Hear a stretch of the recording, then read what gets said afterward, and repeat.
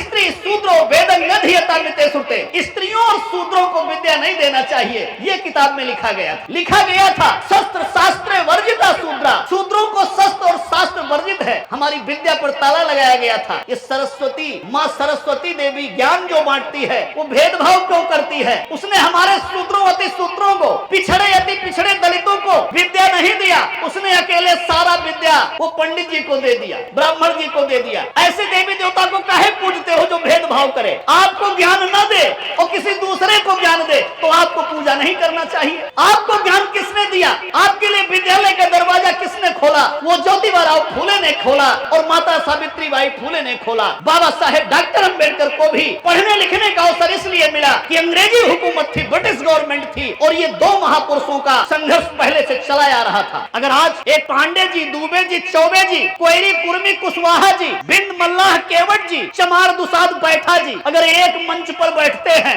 तो किसकी बदौलत मिला है? ये बाबा साहेब डॉक्टर B.R. अंबेडकर की बदौलत मिला है। ये ताकतें बाबा साहेब डॉक्टर अंबेडकर ने दिया है। तो मेरे पिछड़े समाज के भाइयों, ओबीसी के समाज के भाइयों, मेरा आप लोगों से कहना है, आप तो जातिवाद से निकलो, ये वर्णवाद जातिवाद छोड़ो। आज यादव भाई कितने मजबूत हो गए हैं, किसी का भी हड्डी तोड़ देते हैं, किसी पर लाठी बरसा देते हैं बिहार में। ये भावना बदलनी पड़ेगी ना। कोयरी कुशवाहा भाई कितने बड़े उच्च हो गए, ब्राह्मण हो गए कि वो किसी भी दलित की बहन बेटी को छेड़ देंगे, कहीं भी लाठी बजाएंगे, कहीं भी कर देंगे। ये जो वर्णवाद है, ये जो जातिवाद है, एक दूसरे में जो आप लड़ रहे हो, एक दूसरे को आप सता रहे हो, दोष अगर है तो आपका दोष है, हमारा दोष है। हम जातियों में बटे हुए लोग हैं, हम वर्णवाद जातिवाद को मान रहे हैं। कैसे? उदाहरण के लिए ये वर्णवाद जातिवाद कैसा है? जाट कहता है गुर्जर से तू नीचा मैं ऊंचा, गुर्जर कहता है कुर्मी से तू नीचा मैं ऊंचा, कुर्मी कहता है यादव से तू नीचा मैं ऊंचा, यादव कहता है कोयरी कुशवाहा से तू नीचा मैं ऊंचा, कोयरी कुशवाहा कहता है भिंड मल्लाह केवट दुनिया से तू नीचा मैं ऊंचा, भिंड मल्लाह केवट दुनिया कहता है चमार दुसाद बैठा से तू नीचा मैं ऊंचा, चमार दुसाद बैठा डोम मेहतर से कहता है तू नीचा मैं ऊंचा। ये 6000 टुकड़ों में बटे हुए लोग एक जैसा खाते हैं, एक जैसा सोच करते हैं, एक जैसे दिखते हैं, लेकिन एक दूसरे को नीच जरूर बनाते हैं। ये पंडित जी ने दवाई दिया है, इस दवाई से आप ग्रसित हो। जब तक ये बीमारी नहीं छोड़ोगे, आप ये कास्ट सिस्टम नहीं छोड़ोगे, बाबा साहेब डॉक्टर अंबेडकर की जयंती मनाने का कोई मतलब नहीं है। डॉक्टर अंबेडकर की जयंती वोट के लिए नहीं मनाना है। बाबा साहेब डॉक्टर अंबेडकर ने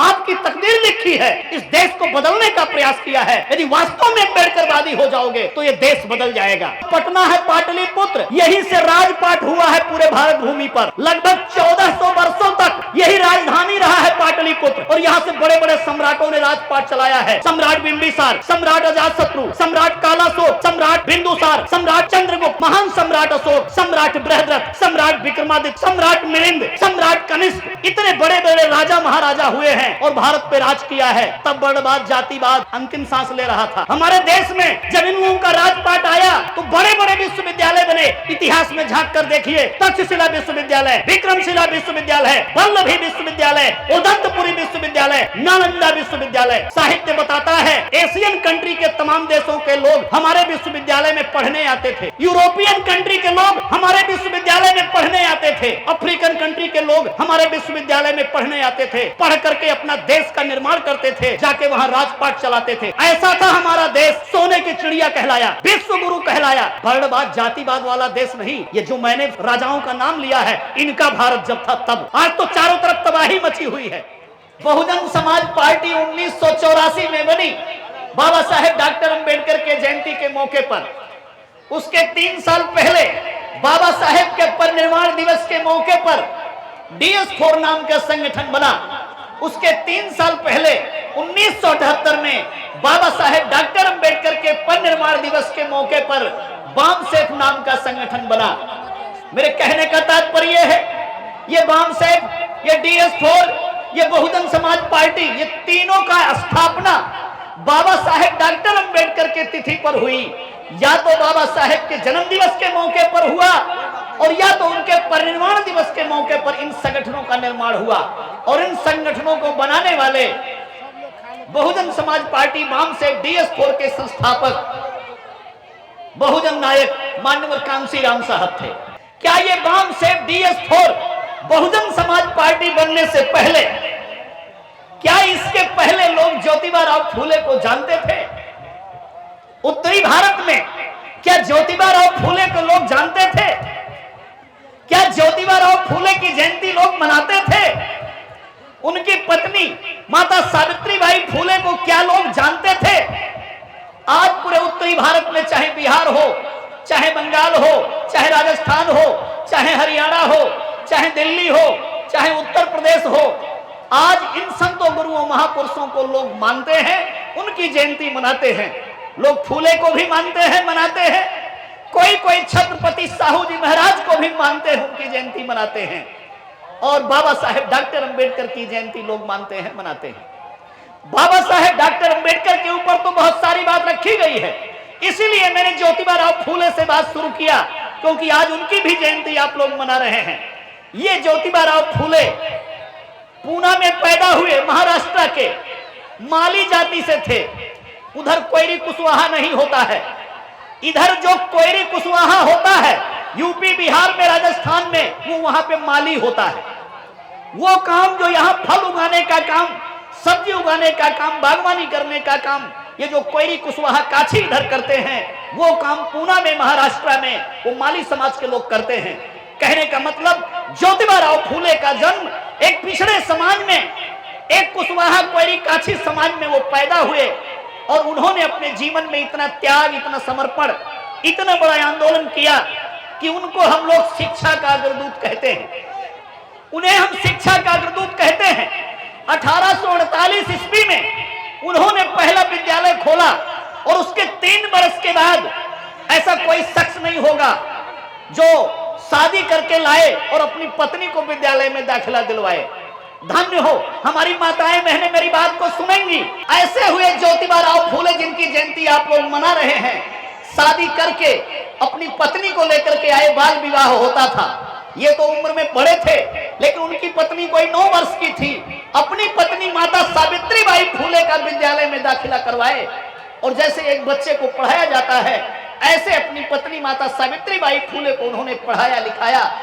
उनको हिंदी का ज्ञान दिया, मराठी सिखाया, इंग्लिश सिखाया, हिंदी सिखाया, और फिर जब वो पढ़ लिख करके तैयार हो गई तो उनको शिक्षिका बनाने का काम किया।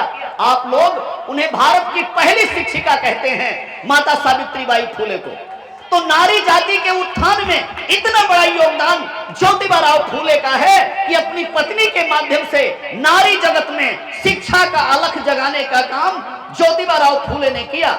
1851 ईस्वी में कन्या विद्यालय खोला, और फिर उन दोनों पति पत्नी ने मिल करके कितने सारे विद्यालय खोले, कितनी संस्थाएं खोली, लोगों को जगाने के लिए, लोगों को उठाने के लिए। सती प्रथा का विरोध किया, भ्रूण हत्या का विरोध किया, सत्य शोधक समाज की स्थापना किया। सम्मानित साथियों, मेरे कहने का तात्पर्य यह है, ज्योतिबा राव फूले ने 1848 में जो शुरू किया, 1890 में उनकी मृत्यु हो जाती है। उनकी पत्नी माता सावित्रीबाई फूले, उनके चले जाने के बाद जीवन भर तो साथ दिया, उन्होंने काम किया, लेकिन फूले जी के चले जाने के बाद 7 वर्ष तक जितनी संस्थाएं, जितने विद्यालय ज्योतिबा राव फूले ने खोले थे, उन सबको चलाने का काम माता सावित्रीबाई फूले ने किया। 1897 ईस्वी तक ये काम उन्होंने किया। ये मैं इसलिए सुना रहा हूं, हमारे कैडर का विषय है। हम लोग 108 वर्ष के संतों गुरुओं महापुरुषों का इतिहास और संघर्ष बताते हैं, जिसमें 3 महापुरुषों का इतिहास बहुजन समाज पार्टी या वाम सेव के माध्यम से मान्यवर कांसी राम जी ने ये हम लोगों को पढ़ाया सिखाया, जिसको हम लोग बताने का काम करते हैं। ज्योतिबा राव फूले से लेकर के 1848 ईस्वी से लेकर के और बाबा साहेब डॉक्टर अंबेडकर के परिनिर्वाण दिवस तक, अर्थात 6 दिसंबर 1956 तक ये 108 वर्ष का इतिहास हो जाता है। 108 वर्षों का इतिहास कांसीराम साहब ने देशवासियों को सिखाया, हम लोगों को सिखाया। उसी इतिहास के क्रम में मान्यवर कांसीराम जी ने पूरे देश को ज्योतिबा राव फूले के बारे में बताया और माता सावित्रीबाई फूले के बारे में बताया।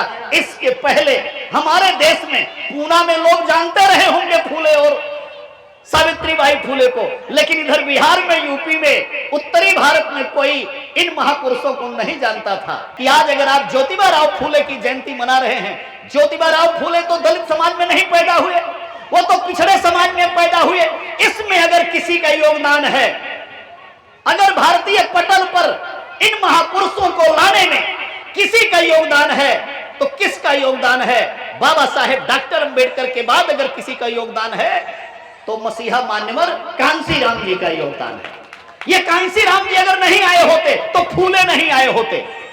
फूले के आंदोलन को 1890 ईस्वी से लेकर के 30 बरस तक 1920 ईस्वी तक छत्रपति साहू जी महाराज ने चलाने का काम किया, जो कुर्मी समाज में पैदा हुए। सम्मानित साथियों, फूले भी ओबीसी में पैदा हुए और छत्रपति साहू जी महाराज भी ओबीसी समाज में पैदा हुए।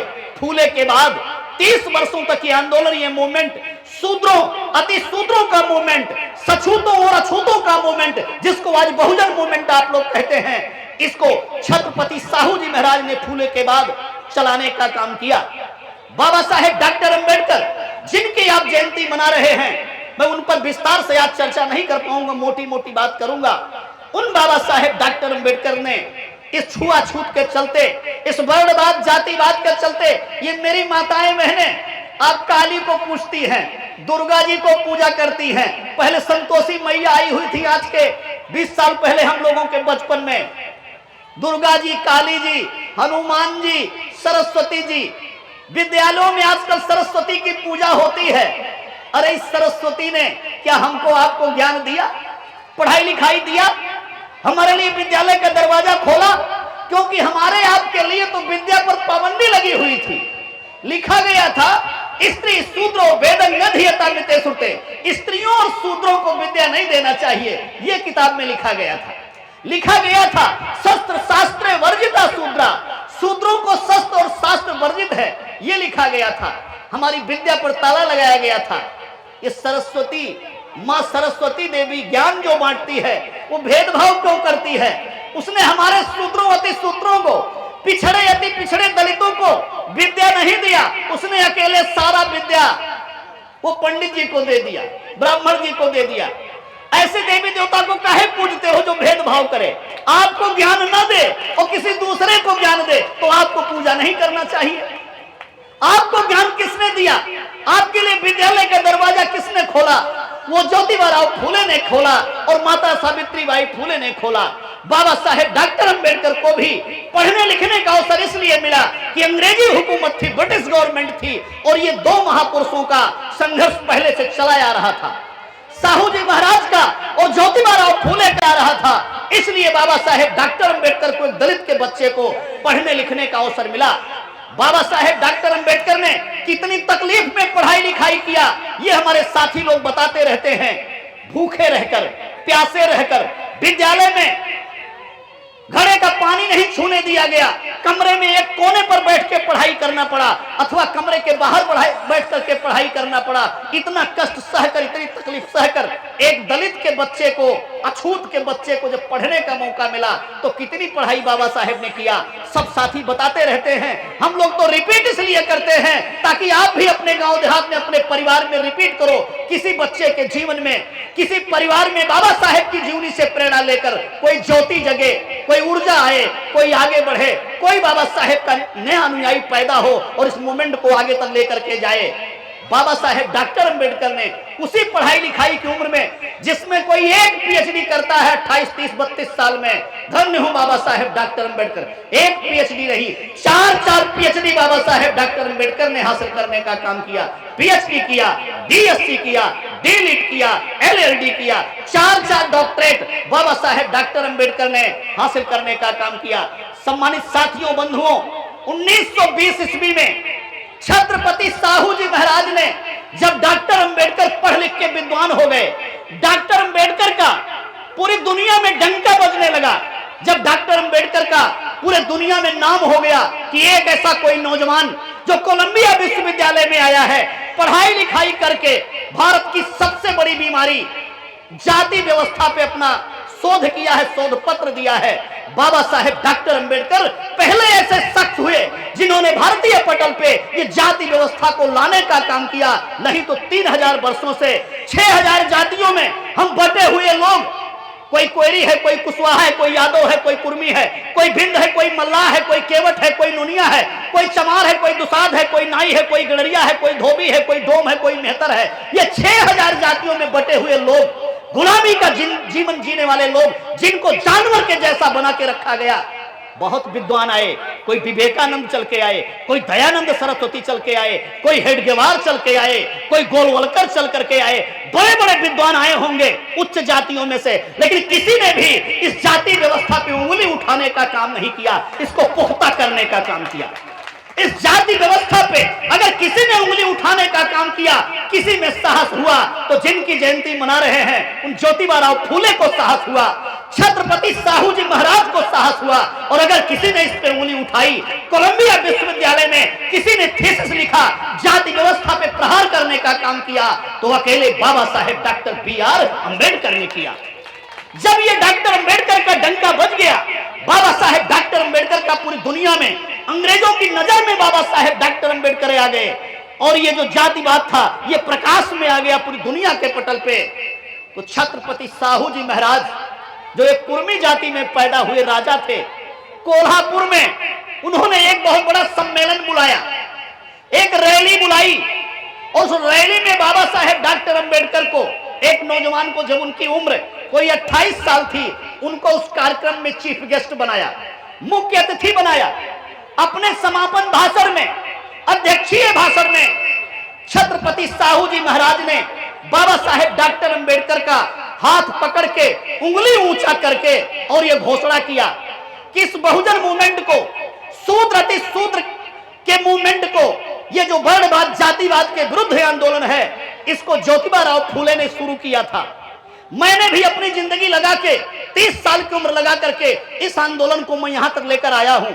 अब मेरी आयु 60 साल होने वाली है, मैं बूढ़ा हो गया हूं। इस मूवमेंट को कौन आगे तक लेकर के जाएगा? दुखी पीड़ित लोगों की बात कौन करेगा?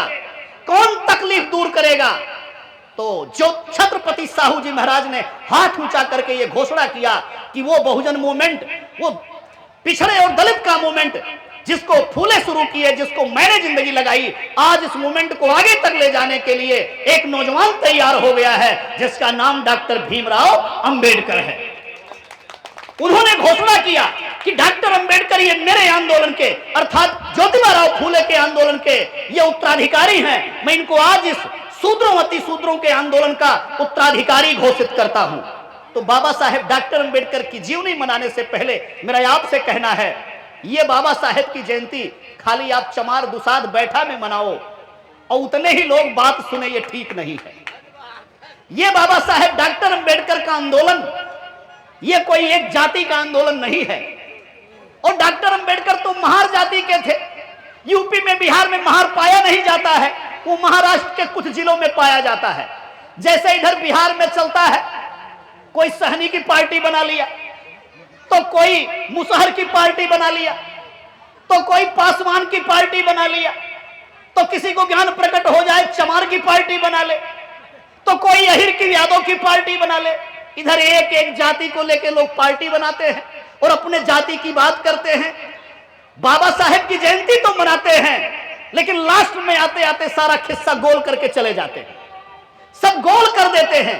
ये एक एक जाति की जो लड़ाई चल रही है बिहार जैसे प्रदेश में, मेरा आप लोगों से कहना है, अगर बाबा साहेब की जयंती आप मना रहे हैं, अगर डॉक्टर अंबेडकर एक जाति में घिरे होते, उनकी जाति महार थी, इधर पाई नहीं जाती है, महाराष्ट्र के कुछ जिलों में होती है, अगर डॉक्टर अंबेडकर महारों में सिमट के रहे होते, तो फिर आज ये दलितों और पिछड़ों, बिहार और यूपी वालों, आपको क्या मिलता?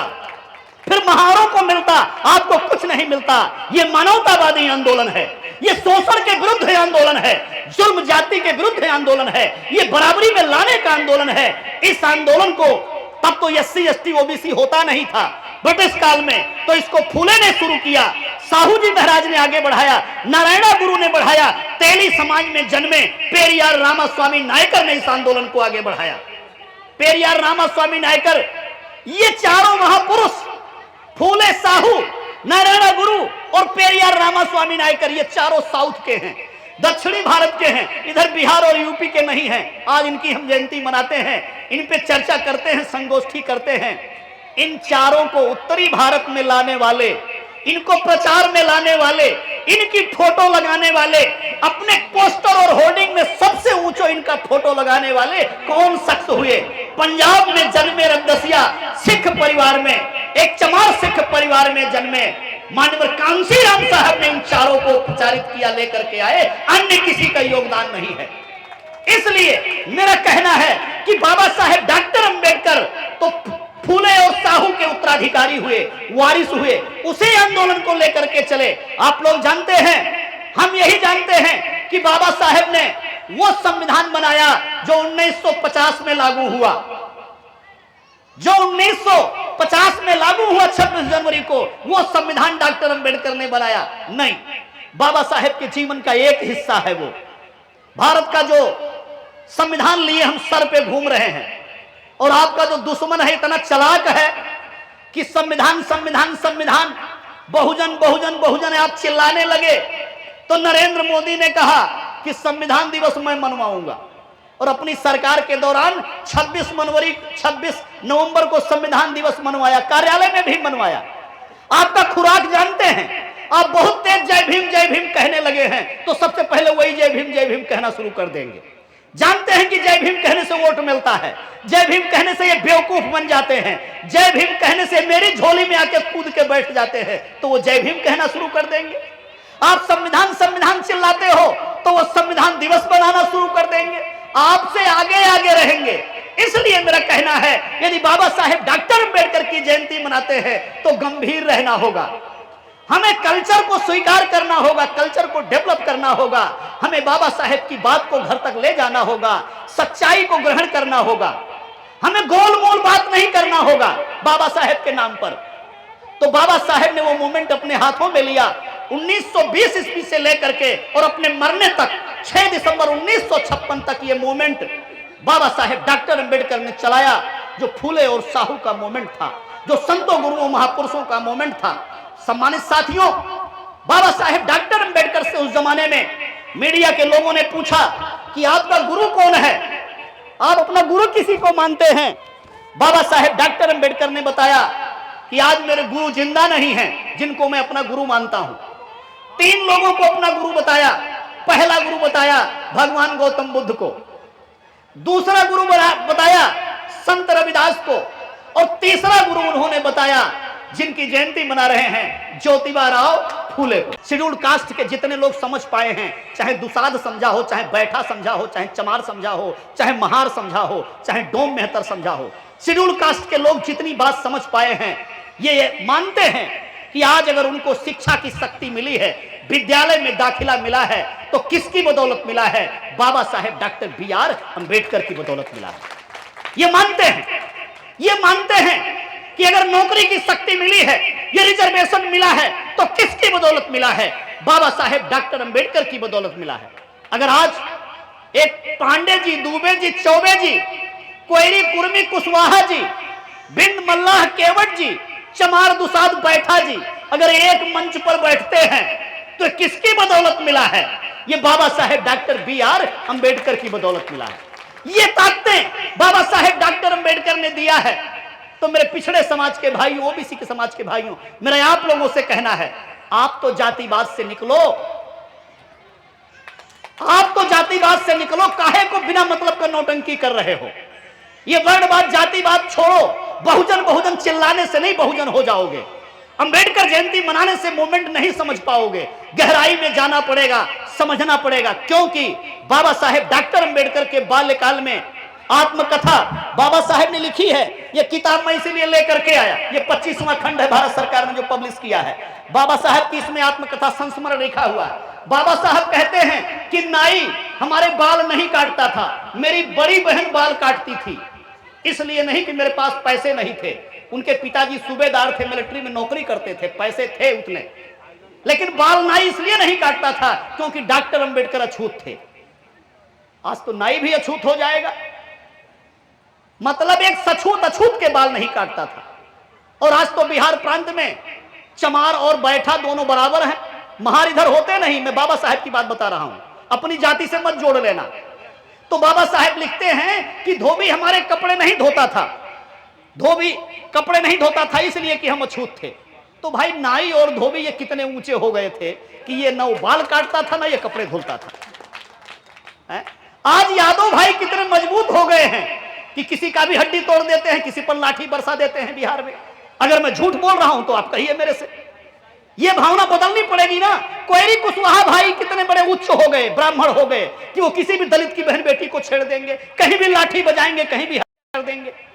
ये जो वर्णवाद है, ये जो जातिवाद है, एक दूसरे में जो आप लड़ रहे हो, एक दूसरे को आप सता रहे हो और कोसते हो आप नरेंद्र मोदी जी को, मारते मरवाते अपने में हो, छीना झपटी अपने में करते हो, बहुजन बहुजन भी करते हो और वो दोष देते हो राहुल गांधी का और नरेंद्र मोदी का। उनका कोई दोष नहीं है।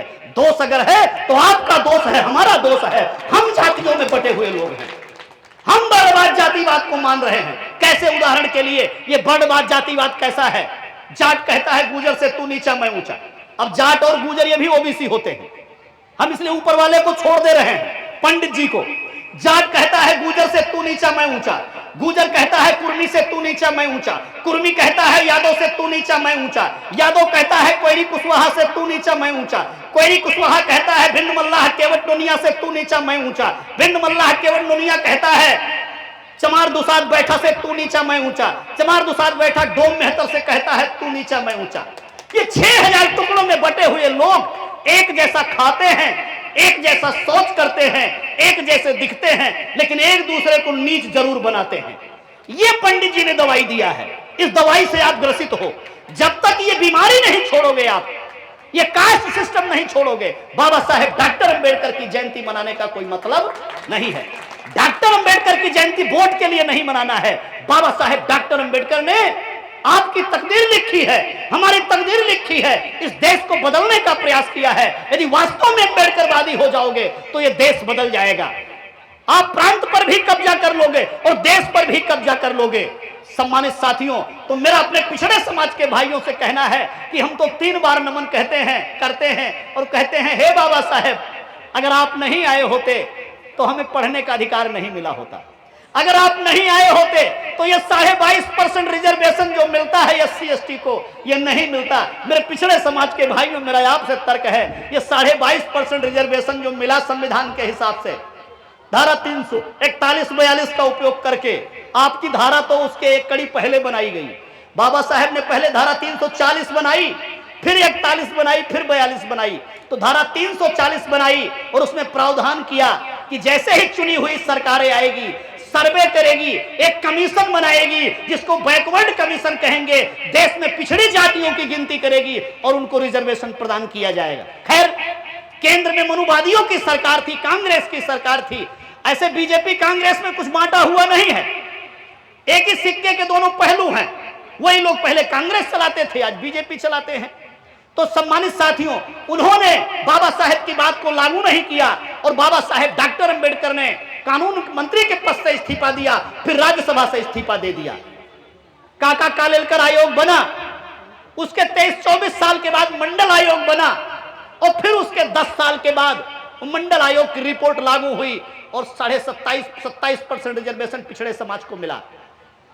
शेड्यूल कास्ट, शेड्यूल ट्राइब को तो बाबा साहेब 1932 में देने में कामयाब हो गए, लेकिन आपको देने के लिए बाबा साहेब को मरने के बाद संघर्ष करना पड़ा, और कोई संघर्ष नहीं किया। ये तो बेचारे भोले भाले समझदार निकले, यूं कहिए कि ये तो अगड़े निकले, पिछड़े आप निकले कि इन्होंने 1932 में बाबा साहेब की बात स्वीकार कर लिया, गांधी की बात को रिजेक्ट कर दिया।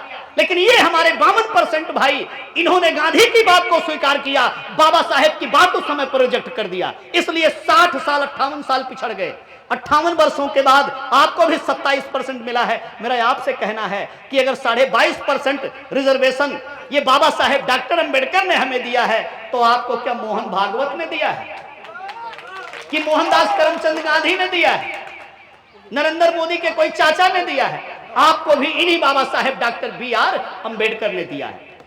आज नीतीश कुमार जी हैं, वो भी बहुजन है, तेजस्वी जी हैं, वो भी बहुजन है, अखिलेश जी हैं, वो भी बहुजन है। अरे जब ये स्वयंभू बहुजन है ही, तो फिर काहे का बहुजन मूवमेंट, किस बात का बहुजन मूवमेंट? ये बहुजन कह देने मात्र से कोई बहुजन नहीं हो जाता है। जाति में पैदा होने से, बहुजन कहने से बहुजन मूवमेंट नहीं चलता है। माननीय कांशीराम जी की फिलॉसफी को समझना होगा। माननीय कांशीराम जी ने कहा कि 6000 टुकड़ों में बटे हुए लोग अगर अपनी अपनी जाति रूपी बाड़े में बंद रहते हैं तो ये अल्पजन कहलाएंगे। अपने अपने कास्ट के घेरे में, जाति के घेरे में बंधे रहते हैं तो फिर ये अल्पजन कहलाएंगे। अगर अपने जाति के बैरियर से बाहर निकल आते हैं, जाति रूपी बंधन को, भेदभाव रूपी बंधन को तोड़ करके बाहर निकल आते हैं, एक मंच पर आ जाते हैं, एक प्लेटफॉर्म पर आ जाते हैं, तो फिर ये अल्पजन नहीं रह जाएंगे, फिर ये क्या हो जाएंगे? ये बहुजन हो जाएंगे।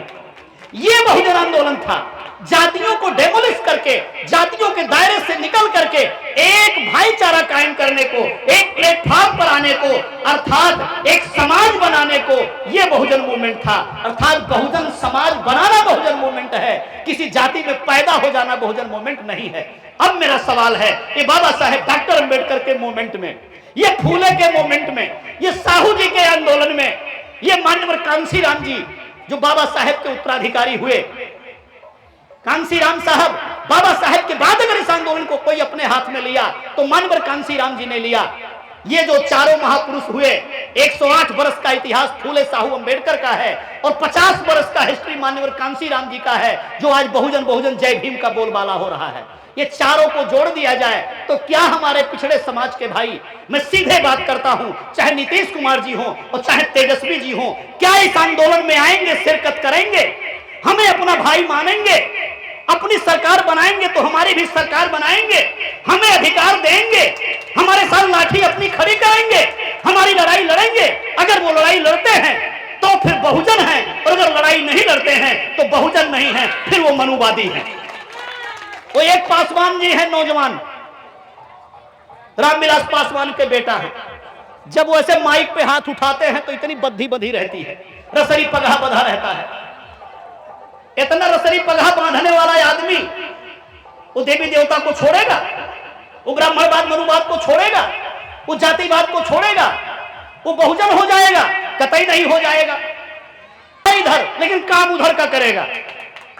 तो मेरा ये कहना है, वास्तव में यदि बहुजन मूवमेंट चलाना चाहते हैं तो सम्मानित साथियों, हमें इन संतों गुरुओं महापुरुषों के जीवन का अध्ययन करना होगा, इनकी किताबों को पढ़ना होगा, क्या कहना चाहते हैं उसको अमल में लाना होगा। इस देश का जो मनुवाद है, ब्राह्मणवाद है, बहुत ताकतवर है, और लाठी जब बजाता है ना तो अपनी लाठी नहीं बजाता, इन्हीं कुर्मी यादव भाई को लाठी पकड़ा देता, कहते तुम मारो, और फिर ये मारता है, आपको ठीक करवा देता है। तो करना क्या होगा? ऐसे आर्मी बनाने से काम नहीं चलेगा, हम लोगों को भाईचारा पैदा करना पड़ेगा। अपने ओबीसी समाज के भाई को जय भीम सिखाओ, लेकिन कैसे सिखाओ? बड़े प्यार से, बड़ी नम्रता से हाथ जोड़ के और कहो भाई साहब जय भीम। एक बार कहोगे, दूसरी बार कहोगे भाई साहब जय भीम, तीसरी बार कहो भाई साहब जय भीम, फिर पूछ लेगा क्या यार जय भीम करता है। तब उनको ले जाओ, चाय पिलाओ, बैठो, और फिर ये जो बात मैंने बताई है कि ये जय भीम वो आदमी हुआ, ये डॉक्टर अंबेडकर वो आदमी हुआ जिसने मेरी भी तकदीर बनाई और आपकी भी तकदीर बनाई, आपका भी उद्धार किया, मेरा भी उद्धार किया। जिस दिन जय भीम की बात आप समझ जाएंगे, हम समझ जाएंगे, उस दिन कोई आर्मी बनाने की जरूरत नहीं पड़ेगी। आर्मी तो भारत सरकार के पास है, सेना है ना मिलिट्री वन लड़ने के लिए बॉर्डर पे, फिर आर्मी नहीं बनाना पड़ेगा, फिर आर्मी अपने आप काम करेगी और आर्मी के आप मालिक बन जाओगे, देश की पार्लियामेंट पे आपका कब्जा हो जाएगा, असली आर्मी के आप मालिक बन जाओगे। छोटी मोटी आर्मी नहीं बनानी पड़ेगी, भाईचारा पैदा करना पड़ेगा, प्यार मोहब्बत पैदा करना पड़ेगा, कैडर देना पड़ेगा, लोगों के मन को तैयार करना पड़ेगा। जो कांशीराम जी ने कहा कि हम अगर इकट्ठे हो जाएं तो बहुजन हो जाएंगे, हमें इकट्ठा होना पड़ेगा। हम बुद्ध की बात करते हैं, कबीर की बात करते हैं, रविदास की बात करते हैं। उत्तर प्रदेश की धरती पर ये मालती राव जी गाना गा रही थी, उधर एक दलित की बेटी मुख्यमंत्री बनी, कांशीराम जी की शिष्या बहन कुमारी मायावती जी। क्या किया उन्होंने? 23 जिले बनाए, 23 जिलों का नया नाम रखा। बिहार में मीनिंग पूछता हूं, इसका मीनिंग क्या है? आप जाकर के मीनिंग खोजिए। कल्चर बदला, संस्कृति बदली, आपके देश को जिंदा करने का कोशिश किया। क्योंकि कभी कांशीराम जी से मीडिया के लोगों ने पूछा था कि आपने पार्टी बनाई है, अगर आपकी सरकार बने तो आप कैसा भारत बनाना चाहते हैं? आपके सपनों का भारत क्या है? मानवर कांशीराम जी ने कहा था, मेरे सपनों का भारत सम्राट अशोक का भारत है, मेरे सपनों का भारत सम्राट अशोक का भारत है। और अगर कैटेगरी निकालने आप चलेंगे तो खाली सम्राट अशोक की नहीं, इसी भारत भूमि पर, और ये बगल में जो पटना है पाटलिपुत्र, यहीं से राजपाट हुआ है पूरे भारत भूमि पर। लगभग 1400 वर्षों तक यही राजधानी रहा है पाटलिपुत्र, और यहां से बड़े बड़े सम्राटों ने राजपाट चलाया है। कौन? सम्राट बिंबिसार, सम्राट अजातशत्रु, सम्राट कालाशोक, सम्राट बिंदुसार, सम्राट चंद्रगुप्त, महान सम्राट अशोक, सम्राट बृहद्रथ, सम्राट विक्रमादित्य, सम्राट मिलिंद, सम्राट कनिष्क, इतने बड़े बड़े राजा महाराजा हुए हैं और भारत पे राज किया है। तब वर्णवाद, जातिवाद अंतिम सांस ले रहा था। हमारे देश में जब इन लोगों का राजपाट आया तो बड़े बड़े विश्वविद्यालय बने। इतिहास में झांक कर देखिए, तक्षशिला विश्वविद्यालय, विक्रमशिला विश्वविद्यालय, वल्लभी विश्वविद्यालय, उदंतपुरी विश्वविद्यालय, नालंदा विश्वविद्यालय। साहित्य बताता है एशियन कंट्री के तमाम देशों के लोग हमारे विश्वविद्यालय में पढ़ने आते थे। यूरोपियन कंट्री के लोग हमारे विश्वविद्यालय में पढ़ने आते थे। अफ्रीकन कंट्री के लोग हमारे विश्वविद्यालय में पढ़ने आते थे। पढ़ करके अपना देश का निर्माण करते थे, जाके वहां राजपाट चलाते थे। ऐसा था हमारा देश।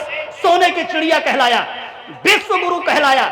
वर्णवाद, जातिवाद वाला देश नहीं। ये जो मैंने राजाओं का नाम लिया है, इनका भारत जब था तब। आज तो चारों तरफ तबाही मची हुई है। एक सवाल और करना चाहूंगा, अगर वर्णवाद, जातिवाद की कैटेगरी में काउंट करना चाहते हो आप, तो ये राजाओं का जो मैंने नाम लिया है, किसी हिस्टोरियन से पूछना। ये प्रोफेसर साहब रंजन जी बैठे हुए हैं, आप पूछना किसी प्रोफेसर से, इनकी कैटेगरी कौन सी कैटेगरी में काउंट किया जाए।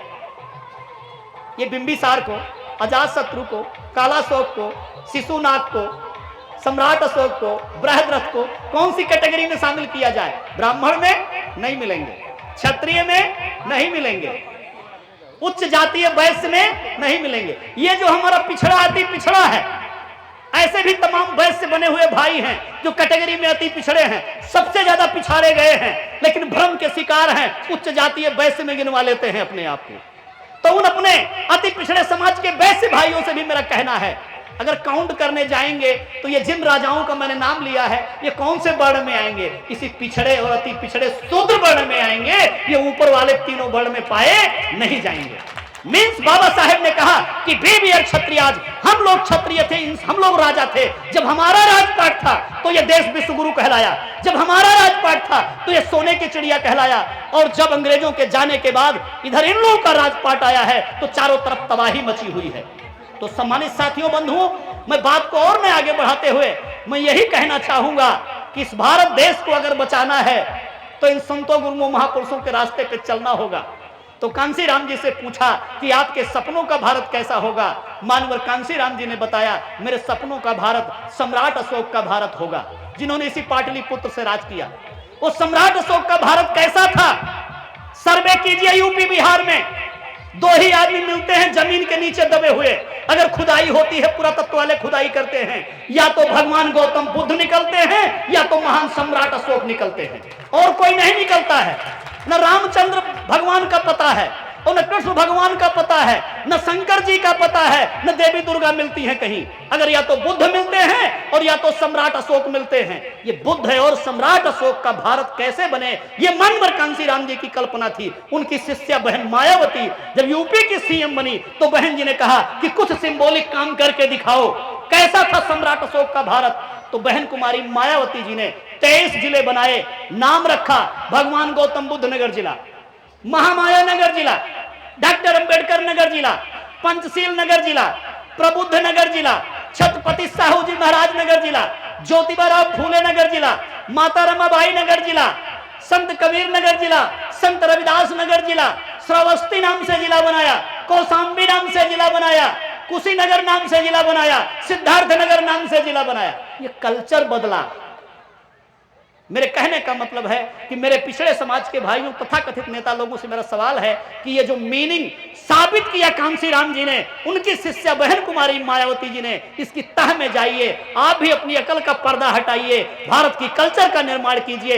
एक तरफ गाली तो मनुवाद देते हो, लेकिन खुद ही गंगा जी में जाकर के डुबकी लगाते हो और बड़ा सा चंदन लगाते हो और कहते हो मैं बहुजनवादी हो गया हूं।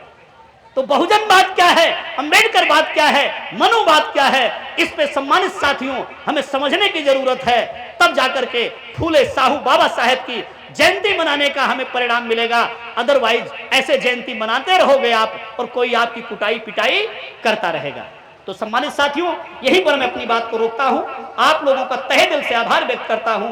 देर शाम को भी आपने मेरी बात को सुना है। जय भीम, जय भारत, जय बहुजन समाज।